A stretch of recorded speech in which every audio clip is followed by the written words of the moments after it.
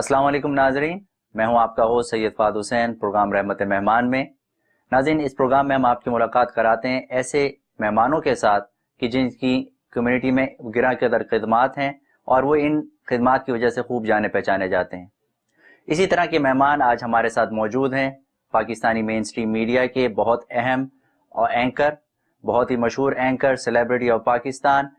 Different channels پہ انہوں نے کام کیا۔ اس وقت چینل 92 پر ان کے شوز آتے ہیں، آپ ان کو بہت اچھی طرح جانتے ہیں، اور ہر دل عزیز شخصیت، اور بہت ہی آپ دیکھیں گے کہ بہت ہی بلنٹ یہ بات کرتے ہیں پاکستانی سیاست کے حوالے سے۔ ان کی بہت ہی گہری نظر ہے، اور پاکستانی سیاست ہو یا انٹرنیشنل سیاست ہو، خوب گہری نظر ہے ان کی، اور یہ بہت بلنٹ بات کرتے ہیں۔ اور آج ہم ان سے بہت مختلف ایشوز پہ، سیاست اور میڈیا کے حوالے سے مختلف ایشوز پہ ہم بات کریں گے، اور ان سے ہماری یہ بات چیت ہوئی ہے کہ یہ میں ہر چیز میں بالکل سچی باتیں بتائیں گے اور ہمیں فیکٹس وغیرہ پرووائڈ کریں گے۔ تو ناظرین، ہماری خوش قسمتی ہے، آئیے ملتے ہیں ڈاکٹر دانش صاحب سے۔ السلام علیکم سر۔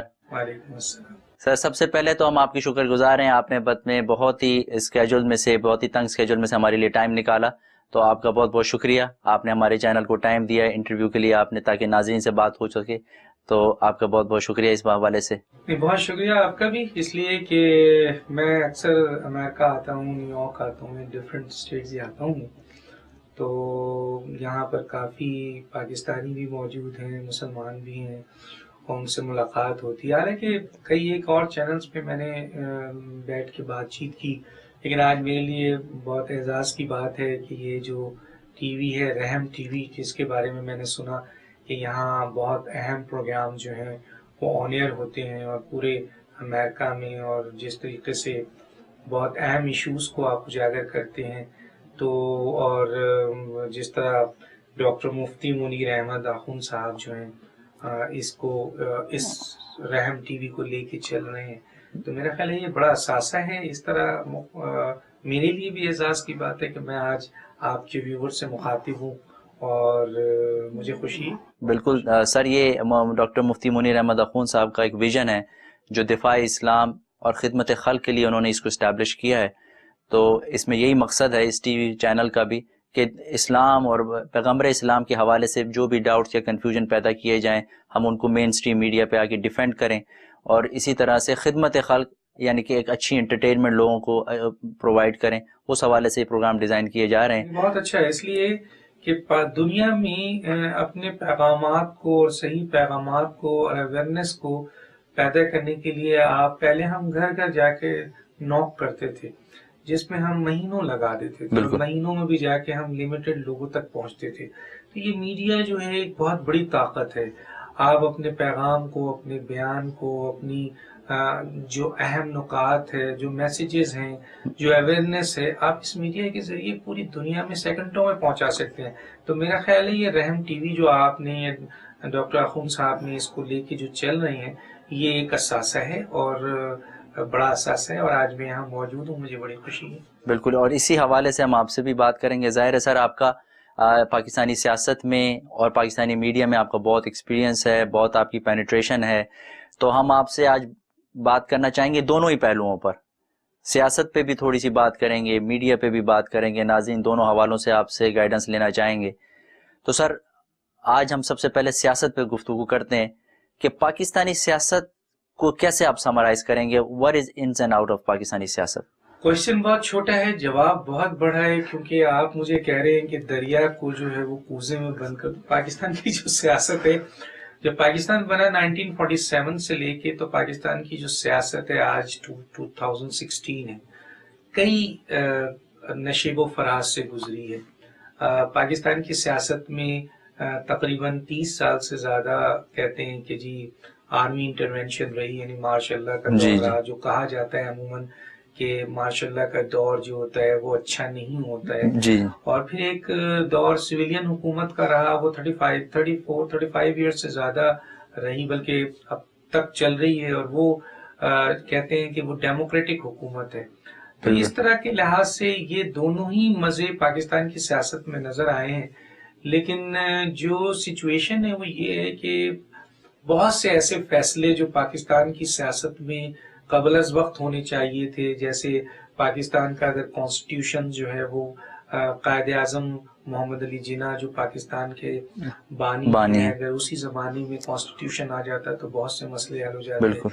اسی طریقے سے اگر فیوڈل جو سسٹم پاکستان پہ اس وقت چھایا ہوا ہے، اس وقت قبضہ کیا ہوا ہے پاکستان پہ، اگر اس وقت یہ فیوڈل نظام کا خاتمہ ہو جاتا، جیسے اور دوسری کنٹریز ارلی جنہوں نے اس ملک سے جب وہ آزاد ہوئے تو انہوں نے فیوڈل سسٹم کا خاتمہ کر دیا، تو پھر یہ ایک چیز ہوئی. پھر ہم نے دیکھا کہ ہمارے جو ادارے تھے وہ مضبوط ہونے کے بجائے وقت کے ساتھ ساتھ جو ہے وہ کمزور ہوتے چلے گئے.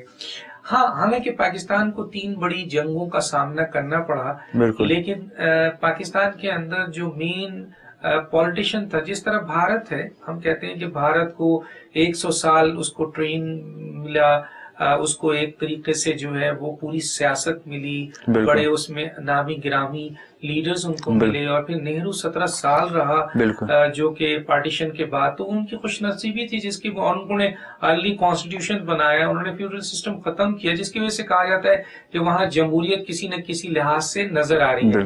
لیکن جو ہمارے ملک میں جمہوریت ہے وہ اس لیے ہم جمہوریت، لوگ کہتے ہیں کہ جمہوریت ہے، دیکھیں الیکشنز کر دینا، پارلیمنٹ بن جانا، پارلیمنٹ سے حکومت چلانا، وزیر اعظم ہونا، کیبنٹ ہونا، یہ جمہوریت نہیں ہے. یہ ایک ظاہری شکل آپ نے گویا کہ دے دی، ان ایسنس میں وہ جمہوریت نہیں ہوتی ہے. تو ہمارے ملک میں صحیح معنوں میں ایک نظام ہے جو آج کل ہم جس کو کہتے ہیں پارلیمانی نظام، اور یہ کانسٹیٹیوشن جو 1973 میں بنا، جبکہ پاکستان بنا ہے 1947 میں. اگر قائد اعظم محمد علی جناح کو جس طرح سے نہرو کو 17 سال ملا تھا، اگر ان کو بھی اتنی عمر مل جاتی تو شاید آج پاکستان کی سیاست اور پاکستان کا نقشہ کچھ اور. لیکن انفارچونیٹلی فیوڈل سسٹم نے آ کر قبضہ کر لیا، اور آج بھی یہ صورتحال ہے کہ اس کانسٹیٹیوشن کو جو بنایا گیا ہے، جو پارلیمانی نظام حکومت ہے، اس میں سیاست کے ان لوگوں نے قبضہ کر لیا ہے جو ہم کہتے ہیں، جس کو فیوڈل کہتے ہیں، جس کو چودھری کہتے ہیں، جس کو ہم سرمایہ دار کہتے ہیں، جس کو ہم جاگیردار کہتے ہیں. تو اب یہ ایک کمیونٹی ہے، یہ بہت طاقتور کمیونٹی ہو گئی ہے، اور انہوں نے ایک سسٹم پیدا کر لیا ہے، اور اس کو ہم کہتے ہیں کہ اس پولیٹیکل سسٹم کو انہوں نے کیپچر کر لیا ہے، اور اتنا کرپٹ کر دیا ہے پاکستان کے سسٹم کو کہ اب سوائے ان لوگوں کی یا ان کی اولادوں کی پاکستان کی سیاست میں کوئی نہیں آ سکتا. ایک عام اچھا پڑھا لکھا پاکستانی انٹلیکچوئل، چاہے وہ ڈاکٹر ہو، انجینئرز ہو، وہ سائنسدان ہو، وہ ایک بہت ہی چارٹرڈ اکاؤنٹنٹ ہو، یا کسی اور شعبے میں اہمیت رکھتا ہو، دانشور ہو، صحافی ہو، وہ اس لیے نہیں آ سکتا کہ یہ کرپٹ سسٹم اس کو اول تو آنے نہیں دیتا. اور دوسری جو وجوہات ہوتی ہے وہ یہ ہے کہ اس سسٹم کو پروٹیکٹ جو کر رہے ہیں اب وہ ادارے بھی کر رہے ہیں جو اس سسٹم کو جنہوں نے میرٹ پہ چلانا ہوتا ہے. تو بیسیکلی ہمارے پاس اس وقت پاکستان میں جو سیاست ہے، کہتے ہیں جمہوریت، میں اس کو ٹائرنی آف میجورٹی کہتا ہوں، کیونکہ سیاست، جمہوریت اور ٹائرنی آف میجورٹی میں ایک لائن ہے باریک سا، اس کو صرف سمجھنے کی ہے. میں 2 لفظوں میں سمجھانا چاہتا ہوں کہ دیکھیں جمہوریت میں یہ ہوتا ہے کہ عوام سے طاقت لے کر پارلیمنٹ میں آ کر عوامی نمائندے ایک حکومت بناتے ہیں اور عوام کے فائدے کے لیے کام کرتے ہیں، میجورٹی آف دا لوگوں کے لیے کام کرتے ہیں، جن میجورٹی اور لوگوں سے آپ نے ووٹ لیے ہوئے ہوتے ہیں، طاقت لیے ہوتے ہیں. یہ ہوتی ہے جمہوریت اگر ایسا ہو رہا ہو. اور اگر فرض کیجئے کہ عوام سے طاقت لے کر پارلیمنٹ میں آ کے کچھ لوگ صرف چند لوگوں کے مفادات کے لیے کام کریں، پوری اتنی بڑی عوام کے لیے کام نہ کریں، جو بھی لیجسلیشن ہو، جو کام ہو، جو فنکشن ہو، صرف اور صرف لمیٹڈ 200 افراد کے لیے ہو، 2000 فیملی کے لیے ہو، لمیٹڈ لوگوں کو اس کا فائدہ ہو، تو پھر اس کو ہم کہتے ہیں ٹائرنی آف میجورٹی. تو اس وقت بھی پاکستان میں میں بقایا ویسے تو جمہوریت نظر آتی ہے کہ اس کو ہم جمہوریت کہتے ہیں، لیکن یہ جمہوریت کی اصل شکل نہیں ہے. یہ ٹائرنی آف میجورٹی ہے جو بادشاہت، مونارکی یا آپ کے ڈکٹیٹرشپ ان سب سے زیادہ خطرناک ہے. تو اس وقت پاکستان کی سیاست جو ہے وہ ایک ٹائرنی آف میجورٹی پہ چل رہی ہے، جہاں جاگیرداروں نے قبضہ کیا ہوا ہے، سرمایہ داروں نے قبضہ کیا ہوا ہے، بدماشوں نے قبضہ کیا ہوا ہے، اور ایک سسٹم اپنے لیے پروٹیکٹ کر لیا ہے کہ اس کرپٹ سسٹم کا نام انہوں نے جمہوریت رکھ دیا ہے، اور جب بھی اس سسٹم کو توڑنے کی کوئی بات کرتا ہے وہ آ کے کھڑے ہو جاتے ہیں کہ جی جمہوریت کو نقصان پہنچا ہے. حالانکہ جمہوریت کو اس سے نقصان نہیں پہنچے گا.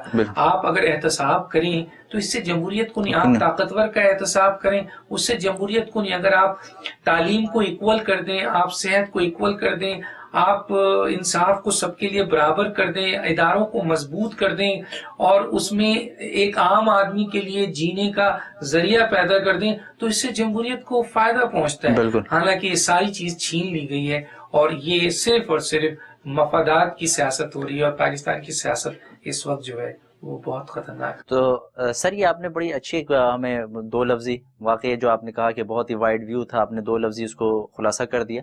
لیکن جیسے آپ نے بات شروع میں کی کہ قائد اعظم نہیں رہے، لیکن قائد اعظم نہیں رہے یہ اللہ کے کچھ تقدیر کے فیصلے تھے. وہ آئیڈیالوجی تو تھی، اس آئیڈیالوجی جو قائد اعظم کی تھی وہ کیوں نہیں لے کے چلی گئی، اور ابھی بھی وہ آئیڈیالوجی موجود ہے. وہ ان کی جو قائد اعظم کا جو ویژن تھا، جو آئیڈیالوجی تھی، اس کو آج بھی امپلیمنٹ کیا جا سکتا ہے. تو آپ کے خیال سے وہ کیا لائے عمل ہے جو اختیار کیا جائے؟ کیونکہ اس وقت جو سیاست پاکستان کی بن گئی ہے وہ چھینا جھپٹی کا نام بن گیا ہے. کچھ اپنی طرف کھینچیں، کچھ اپنی طرف. عوام کنفیوز ہے کس کو سپورٹ کریں کس کو نہیں کریں. دھرنوں میں بیٹھیں یا کھڑے ہو جائیں، نمازوں میں بیٹھیں یا دھرموں میں بیٹھیں، پتہ ہی نہیں چلتا کریں کیا. تو اللہ سے مانگیں بندوں سے مانگیں، پتہ ہی نہیں چلتا.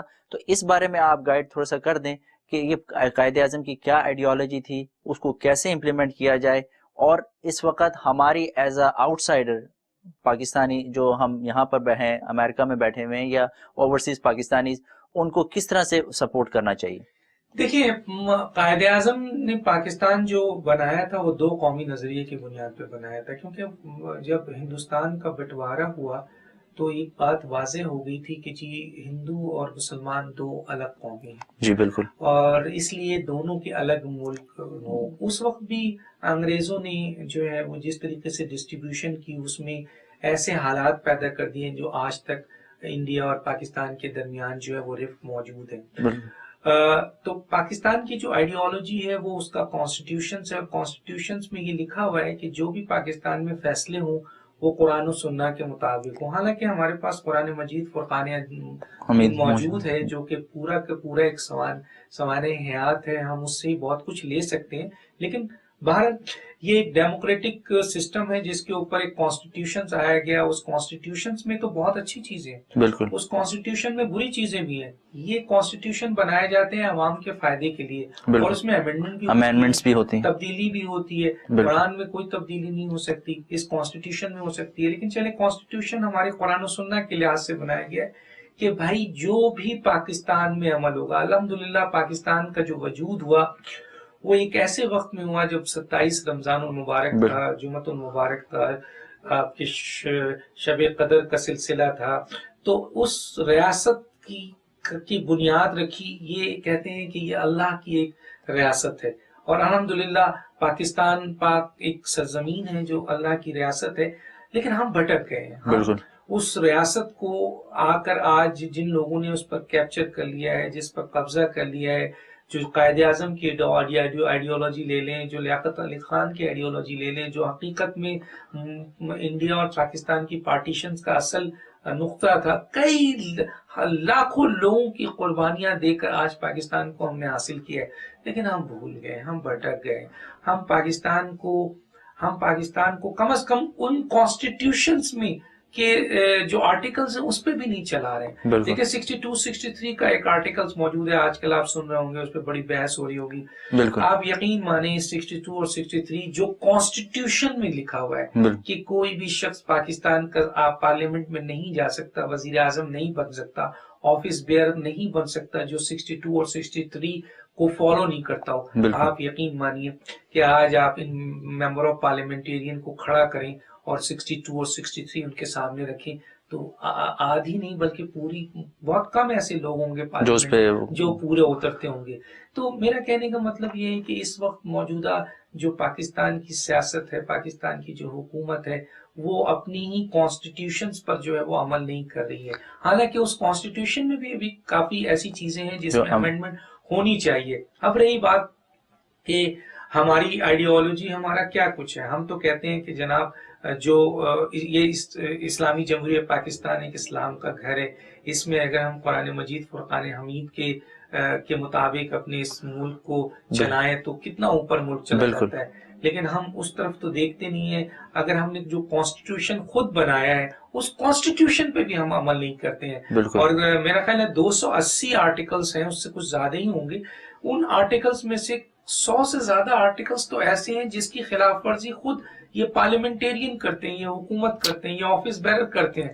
تو جو کانسٹیٹیوشن انہوں نے اپنے ہاتھ سے بنایا, جس کو یہ مقدس کتاب بھی بعض اوقات کہتے ہیں, ہم تو اس کو نہیں مانتے لیکن اس کو اگر وہ کہتے ہیں تو اس اہم کتاب کی بھی یہ اس کے اوپر پورا نہیں اترتے ہیں, جس کی بنیاد پر جیسے میں نے کہا کہ 62 63 رکھ دی جائے. تو اس وقت پاکستان کی ساتھ جو صورتحال ہے حکومت کے ساتھ ہے, سب سے بڑی بات یہ ہے کہ کس طریقے سے یہ چند لوگ حکومت کر سکتے ہیں. یہ ہے انٹرسٹ. ایک پورا گروپ مافیا بن چکا ہے, بالکل پورا ایک گروپ مافیا ہے. دیکھیں کرپشن پاکستان کو بیسیکلی اس وقت 2 طرح کی خطرات ہے, اور دنیا میں ہر ملک کو 2 طرح سے خطرات ہوتے ہیں. ایک تو فوجی خطرات ہوتا ہے اور دوسرا جو ہے معاشی خطرات ہے.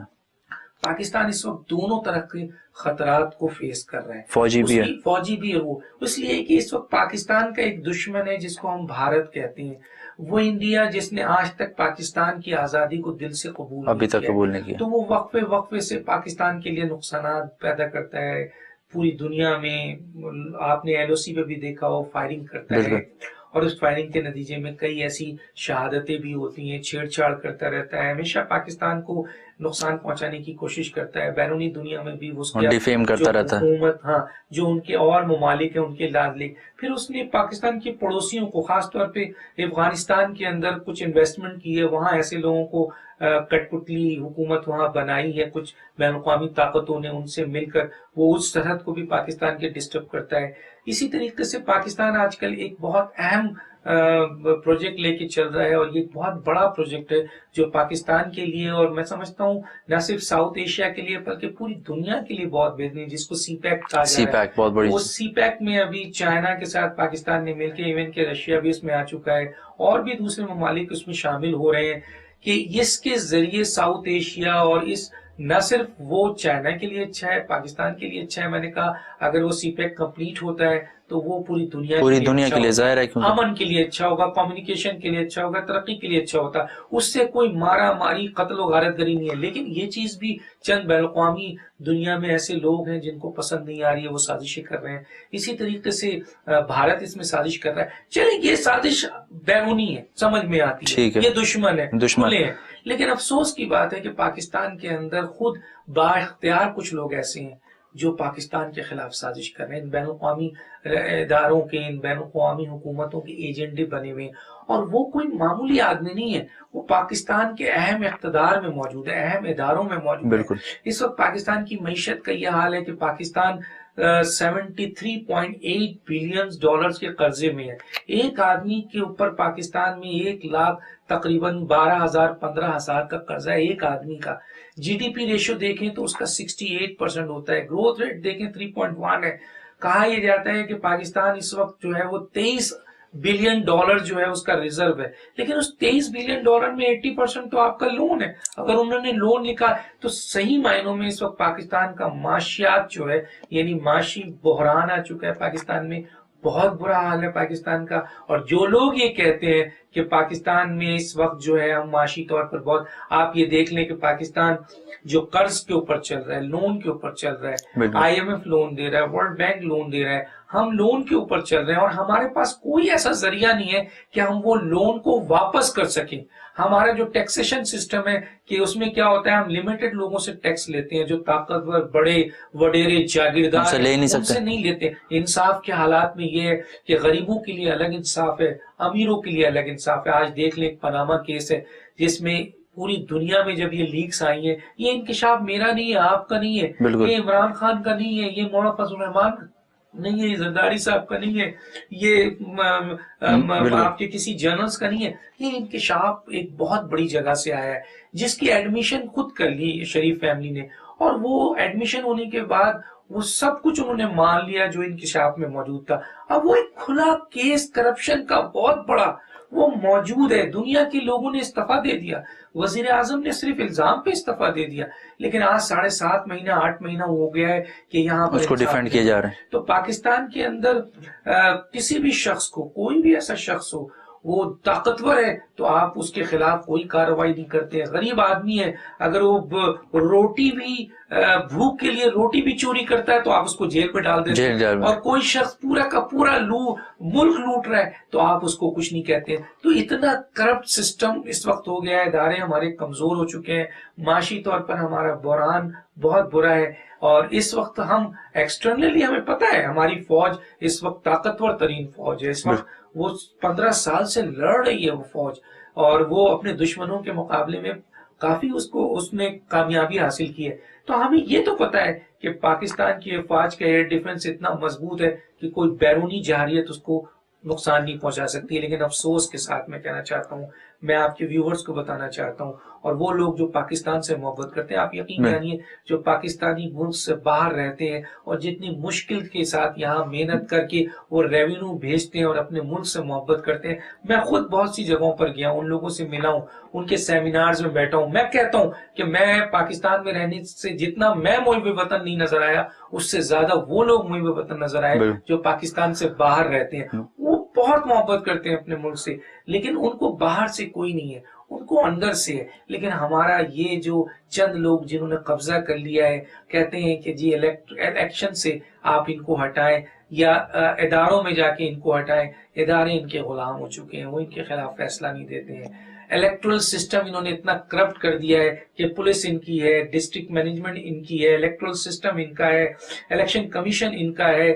ہر وہ چیز جہاں سے الیکشن میرٹ کو دیا جائے وہ سب ان کا ہے. تو آپ بدماش ان کے ہیں, پیسہ ان کے پاس ہے کرپشن کا, تو پھر یہ بتائیے کہ ان کو کون ہرا سکتا ہے. تو یہ سسٹم اگر رہتا ہے, یہی طریقہ کار رہتا ہے, تو یہی لوگ آتے رہیں گے. قوم کو سوچنا پڑے گا, عوام کو سوچنا پڑے گا, چاہے یہاں چاہے باہر والے کو, کہ وہ اپنا انڈیویجول ایکٹ, اپنا رول ایک کلیکٹیو لیول پر ایک پوری کی پوری قوم بن کر آپ کو کھڑا ہونا پڑے گا, تب یہ سسٹم تو ہو سکتے ہیں. ناظرین, بہت اہم باتیں ہو رہی ہیں, پاکستانی سیاست, امریکن سیاست, اور بہت سی اہم باتیں ہمیں بتا رہے ہیں. تو اب ہم یہاں پہ ایک چھوٹا سا بریک لیں گے, اور stay with us, we'll be right back.